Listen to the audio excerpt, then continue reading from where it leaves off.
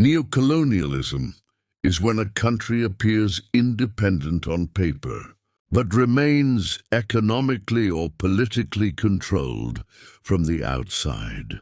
The government may be African, the flag may be African, but the decisions that matter, money, resources, trade, are often influenced elsewhere.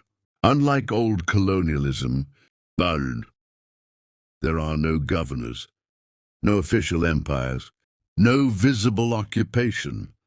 Instead, control happens through trade agreements, joint foreign corporations, international loans, military partnerships, different currency systems. It's quieter, more complex, and harder to challenge.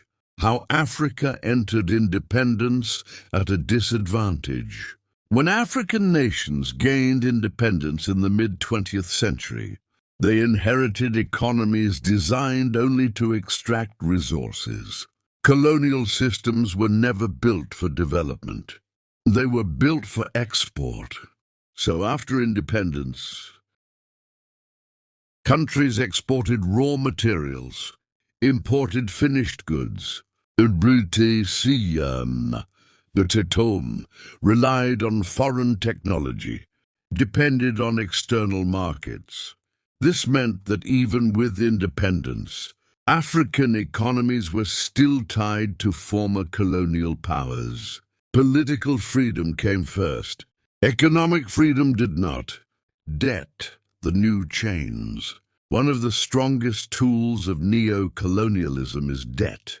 Many African countries turned to international lenders to fund infrastructure.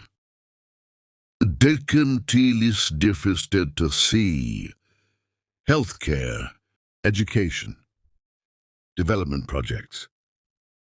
But loans often came with conditions. Cut public spending, privatize national industries. Open markets to foreign corporations. This reduced governments' control over their own economies. Debt doesn't need soldiers. It enforces compliance quietly, and once trapped, countries often borrow more just to survive. Resource extraction without value. Africa is rich in gold, dirty oil, diamonds, or cobalt, uranium, rare earth minerals. Yet many African countries earn the least profit from these resources. Why? Because raw materials are exported cheaply and refined elsewhere for massive profit. The value chain stays outside Africa. This means jobs are lost, but technology is controlled externally. Wealth flows outward. The pattern looks different from colonial times, but the result feels familiar: currency and financial control. In some regions, monetary systems still reflect colonial influence. Currency arrangements and financial dependence can limit economic flexibility, trade independence, national policy choices. When countries cannot fully control their own currency or financial systems, development becomes harder.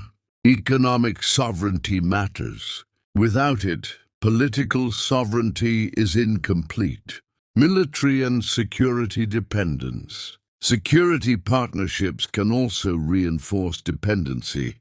Foreign military bases, training missions, and arms supply agreements often come with influence. When a nation relies heavily on external forces for security, decision-making becomes complicated. Security becomes tied to external interests, and stability becomes conditional. Why this system persists? Neo-colonialism survives because it's profitable, it's legal, it's normalized. It doesn't look like oppression, it looks like cooperation. And because it's complex, many people don't recognize it as control at all.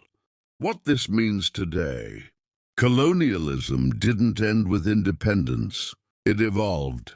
Today's control is subtle, contractual, and economic. Understanding neo-colonialism isn't about blame. It's about awareness, because no country can truly develop without control over its own resources, currency, policies, future. This conversation is only beginning, and history, once hidden, is slowly being re-examined. If this perspective changed how you see African history, you're not alone. Subscribe for more untold stories, past, present, and future.